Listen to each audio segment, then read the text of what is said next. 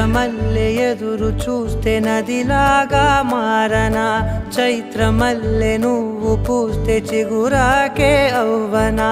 నన్నే వరించే యువరాజును అంట నీ